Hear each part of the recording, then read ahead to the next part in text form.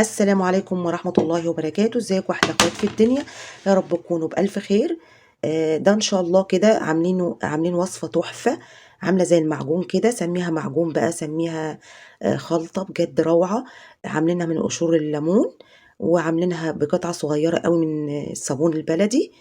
هنقضي بيها على اي حروق في الالومنيوم، في الفرن بتاع البوتاجاز، على الستانلس. تحفة بجد، اي حروق هتقضي لك عليها. الوصفة دي جميلة جدا جدا يا حبايبي، انا هجربها معاكم. اه يا حبايبي، انا جايبه طبق كده فيه حروق، هجربه معاكم. معايا سلكه اهي، وهنجرب مع بعض. يا ريت حبايب قلبي اللي مشرفيني ومنوريني على القناه ولسه ما عملوش اشتراك، يا ريت يا حبايب قلبي تعملوا اشتراك فضلا وليس امرا. وريت يا حبايبي ما تنسوش اللايك، عشان اللايك بيرفع الفيديو وعشان يوصل لكم كل جديد انا بقدمه على القناه. اه يا حبايبي، هعوصها كده زي ما انتم شايفين اهو. اه يا حبايبي، ما بدعكش قوي. بصوا اهي، الوصفه بجد تحفه.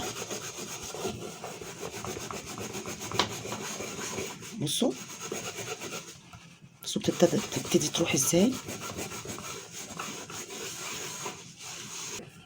بصوا، انا عايزه اوريكي بس ولا معاني اللي فيه. انا ما بدعكش قوي. بصوا، انا بس عايزه اوريكي.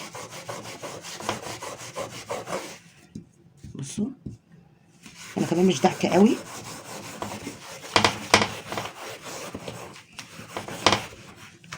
مش عارفه اعمل كويس لاني مش حاطه على الرخامه. بصوا يا حبايبي، انا مش عارفه كمان اعمل عشان مش بعمل على الرخامه. بصوا شوفوا الحروق اللي كانت هنا. انا عايزه استنى همسحها بحاجه. بصوا يا حبايبي، انا همسح معاكم الحته كده بحته قماشه، مش هغسلها كمان. عايزه اوريكي بس، انا كمان ما غسلتش الطبق كله. بصي عامل ازاي الحتت اللي انا غسلتها بس، زي ما اوريكم كده يا حبايبي. بصوا انا مسحته بس اهو، وعملت الحته دي بس بدي. شوفوا في فرق بين دي ودي ازاي. بجد تحفه، يا ريت تجربوا الوصفه دي، بجد روعه روعه روعه. ايه رايكم بقى؟ بجد الوصفه دي جباره. جربوها على اي حروق، بجد حلوه زي ما اوريكم كده. وكمان دعكتها يعني مش قوي، انا ما بدعكش قوي، ما بتعبش نفسي. انا كنت بدعك كده قدامكم. بجد شوفوا اللمعان زي ما انتم شايفين كده اهو. ولسه ما كملتش بقيه الطبق كمان. ايه رايكم بقى؟ والوصفه بجد مش مكلفانا حاجه، روعه. عملنا بيها معجون حلو قوي. وصفه بجد سحريه، يا ريت تجربوها.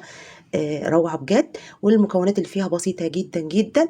ان شاء الله هتشوفوها في الفيديو. يلا بينا على الوصفه عشان نشوف احنا ازاي عملناها مع بعض. ان شاء الله يا حبايبي هنعمل وصفه حلوه قوي قوي النهارده مع بعض، ان شاء الله تنول اعجابكم. بس قبل ما نبدا الوصفه، هنسمي الله ونصلي على الرسول صلى الله عليه وسلم. اول حاجه معانا كده ربع صابونه بلدي او صنلايت، او لو عندك بشر صابون اللي هو صابون الوش اللي هو ابو ريحه، مفيش اي مشكله. هجيب كده طبق وهحط كده الربع صابونه. الوصفه دي حلوه قوي يا حبايبي. لو اي حروق اي دهون في الحلل الالومنيوم او في البوتاجاز، هيقدرك عليها، هتشيلك الحروق تماما. ده عصير ليمون، تمام. ده خام. بصوا ده عصير ليمون. انا كده جبت قشر الليمون وحطيت عليه ميه ورفعته على النار. طبعا لازم يكون الليمون سخن عشان يدوب الايه الصابونه. طبعا عشان انا اتكلمت عقبال ما خلصت كلام، تمام، العصير برد مني. تمام، العصير برد مني، فانا ايه هرفعه على النار. تمام، لحظه واحده. بصوا يا حبايبي، انا كده رفعته على النار اهو، لان العصير عقبال ما جيت احطه في الصابون كان برد. انا زودت شويه كمان عصير ليمون. تحفه بجد، الوصفه دي روعه. تمام، انا مهديه عليه خالص النار عشان ما يتحرقش مني. ممكن ما ترفعوش على النار، انا ما كنتش هرفعه بس عشان العصير برد. تسخني العصير طبعا يكون سخن معاكي، يعني بيغلي، عشان تنزلي بيه على الصابون عشان يدوب خالص. انا هدوبه بقى وارجع لكم. اه يا حبايبي، انا نزلته كده مع النار، سبته يدي بس لحظه كده عشان ايه السخونه. داب معايا كده كويس اهو. يبقى حطينا ربع صابونه وحطينا عصير ليمون، يعني ضغطت بيها الصابون زي ما انا كنت عامله كده عقبال ما يدوب خالص اهو. تمام كده. بعد كده هحط بيكنج باودر اللي هو بتاع الكيك اهو. ما عندكيش، حط بيكربونات الصوديوم اللي هي بتاعه الطعميه اهي. لحظة واحدة، هحط الكيس كله اهو وهقلب. الوصفة بجد تحفة. لو بقى عندك حلة فيها اي حروق هتشيلها لك تماما. البوتاجاز اي حروق هيشيلها، هتقضي لك عليها. تحفة بجد الوصفة دي. بعد كده دوبناه كويس. ده بيبسي يا حبايبي اهو، حبة صغيرين مش كتير كده، حوالي ربع كوباية اهو. بصوا بيفوروا ازاي، بصوا بيتفاعل مع بعض بجد تحفة. انا طبعا حطيت اخر حاجة هنا يا حبايبي البيبسي ربع كوباية، فلقيت الصابون معايا خفيف قوي، فاخدت الطبق ورفعته على النار وتاني اقلب كده فيه لغايه ما تقل كده زي ما انتم شايفين.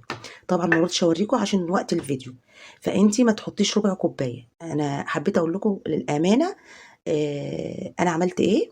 فانت حطي حوالي 3 4 معالق بس بيبسي على الربع صابونايه، وعلى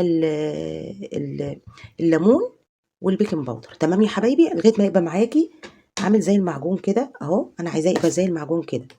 انت لو خدتي بالك هتلاقي انا لما جيت احط لقيته بقى خفيف شويه اهو. انا عايزاه كده بالتقل ده. تمام يا حبايبي، فانت ما تقعيش في الغلطه دي. حطي 3 4 معالق بس، حلو قوي وهتنضف لك تمام جدا. كده اصلا الوصفه بتاعتنا خلصت. الوصفه بجد روعه روعه روعه، وطبعا هجربها معاكم في اول الفيديو.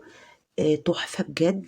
يعني اي حروق بقى في البوتاجاز، في الفرن، في الحلل، في النظافه حلوه قوي.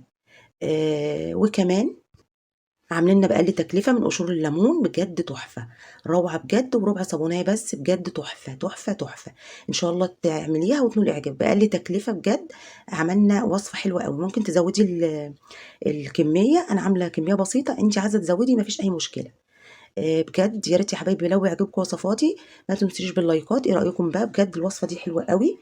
المعجون ده حلو قوي قوي اهو زي ما انتم شايفين كده، روعه بجد. يا ريت يا حبايبي لو عجبتكم الوصفه اكتبوا لي في التعليقات، ولو عايزين اي وصفه تانية اكتبوا لي في التعليقات. يا ريت ما تنسونيش باللايكات، ويا ريت تعملوا اشتراك في القناه وتفعلوا زر الجرس عشان يوصل لكم كل جديد. والسلام عليكم ورحمه الله وبركاته.